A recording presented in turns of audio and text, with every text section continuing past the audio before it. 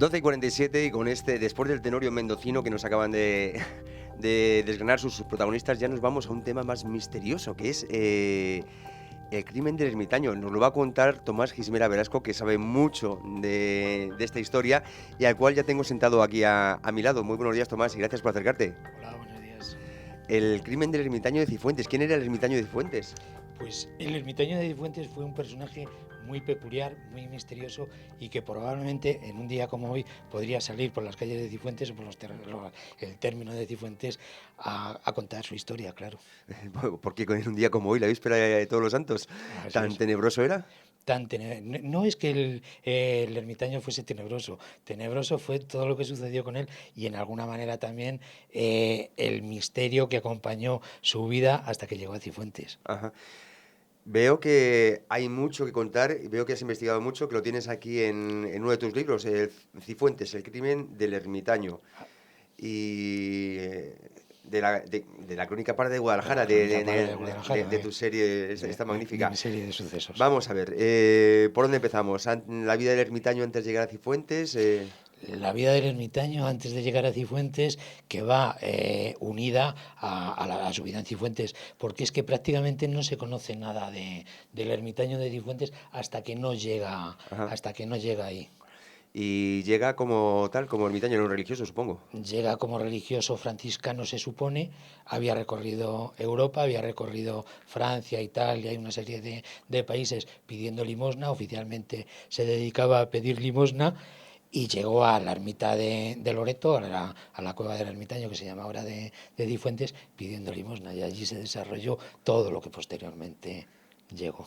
¿Y qué es lo que pasó a partir de, bueno, ya se estableció allí como, digamos, base habitual o vivienda, porque, bueno, Se estableció allí como ermitaño para rezar y pedir limosna por el entorno. No se sabe muy bien qué hacía con las limosnas porque llevaba una vida paralela, de alguna manera así. paralela a la vida de ermitaño. De vez en cuando se venía o volvía a Madrid a investigar sobre su pasado porque fue un hijo de la inclusa, era un inclusero y la curiosidad de este hombre fue que pidiendo limosna llegó a Álava en 1902, 1903 y entonces alguien le dijo, oye, ¿te pareces a fulano?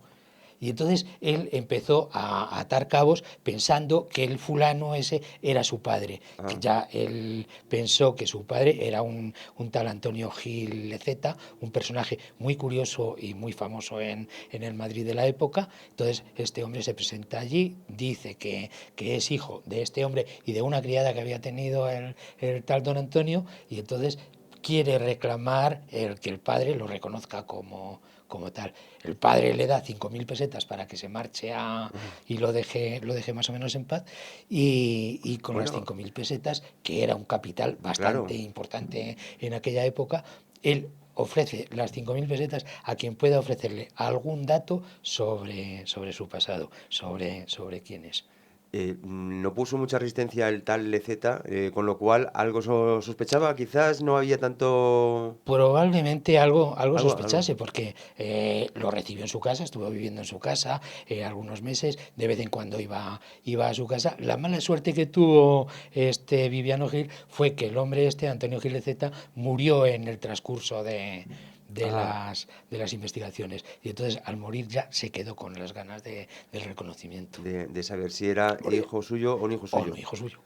Y se vuelve para Cifuentes. Se vuelve para Cifuentes, él pide limosnas ahí en Cifuentes, él tiene muy buena labia, convence a la gente le da limosnas y entonces en la ermita, que tenía su propio ermitaño, un tal Vicente del Olmo y su mujer, que eran pastores, María Crespo, y estos, pues un día por celos, pues deciden que hay que matarlo porque hay que quitárselo de en medio porque les está arruinando la vida, les está Ah, quedando es sin decir, limosna. había dos ermitaños en Cifuentes. Dos. Esta matrimonio de pastores y este señor que, ¿cómo se llamaba? Por cierto, que Viviano Gil. Viviano Gil.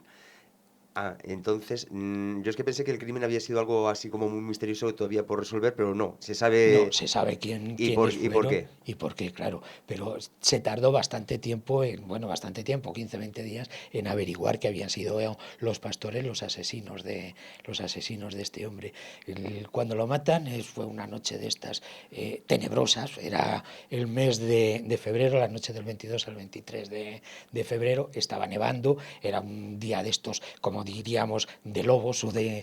de esto, y este hombre lo mata, hace desaparecer prácticamente todo lo que tenía en su celda, en su cuarto, lo carga sobre la borrica que luego declaró y lo tira en la famosa sima del cura o sima del fraile que se llama ahora, que es donde ha aparecido la cruz que han encontrado que llevaba colgada este hombre, y ya el hombre desaparece.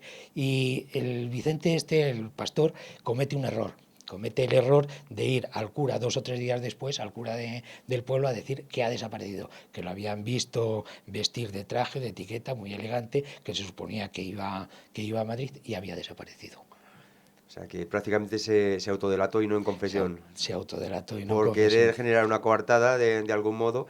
¿Y qué pasó del cuerpo de Viviano? ¿No Pues apareció? mira, Viviano se había hecho con una serie de amigos importantes, entre ellos Félix Serrano Sad, hermano del cronista provincial en Manuel Serrano Sad, tío de Laína Serrano, Sí. y de un aprendiz de periodista, era entonces José Serrano Batanero, que fue un Ujú. político importante. Y este, José Serrano Batanero, fue el que empezó a investigar, como no aparecía el ermitaño por ninguna parte, dónde estará, qué pasará, qué tal.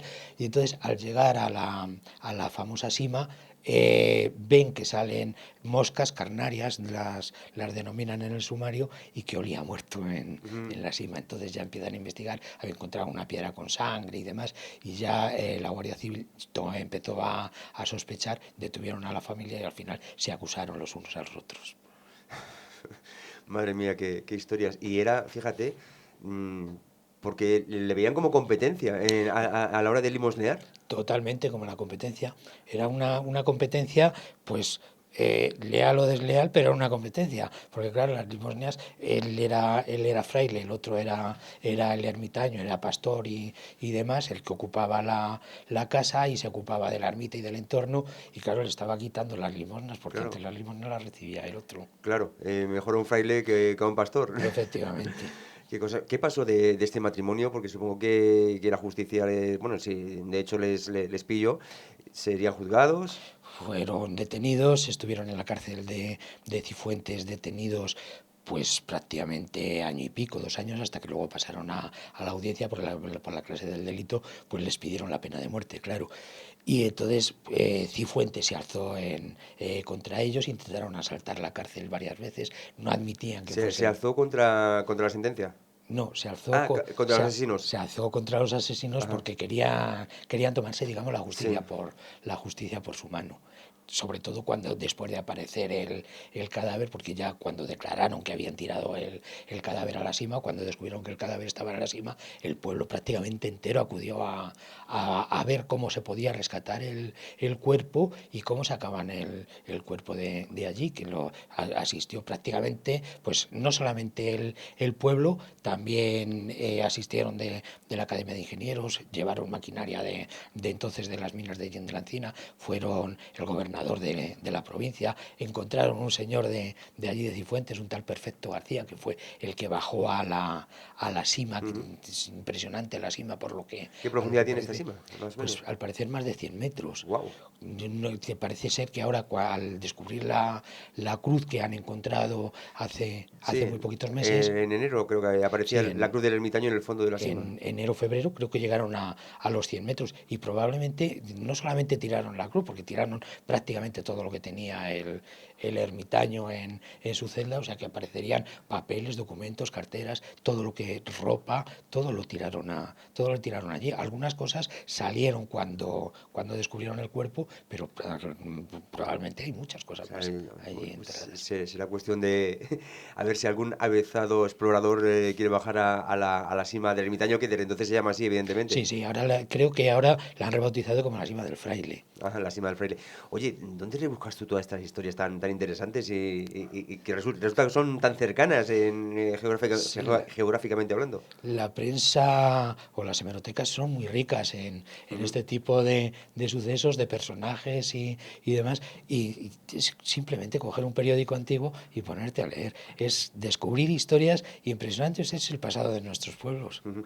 Oye, y aquel que quiera ya indagar más, porque tenemos aquí el libro, ¿dónde lo puedo adquirir? Veo que hay documentación, que hay fotografías, que es muy completo. Y aquel que quiera, ¿dónde puede? Sí, a través de las plataformas digitales. Es simplemente marcar en Google el crimen del ermitaño y te aparece ahí. Madre mía. Por eso, claro, en una noche como hoy se temen No, cifuentes, diga, a ver si aparece el tío del hábito por aquí. sí, probablemente aparecería. No Probablemente lo sé, aparecería. en ocasiones pues como... Hombre, en este caso el ermitaño fue la víctima, Sí, fue decía... la víctima y se tiene como un santón, o sea que prácticamente Sí.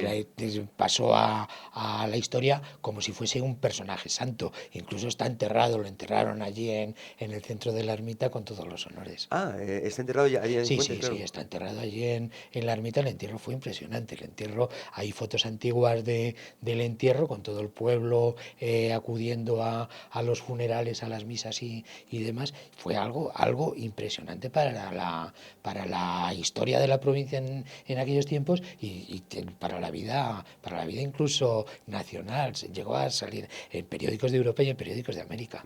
¿En qué año ocurrió esto? Sería 1905. 1905. Uf. Luego va a los asesinos, claro, a Vicente y su mujer. Se supone que su mujer fue la que instigó el crimen, fueron condenados a muerte, les conmutaron la Ah, pena, se lo conmutaron. y murieron en prisión. Vamos, a ella la condenaron a 17 años de cárcel. Ah, y terminó saliendo.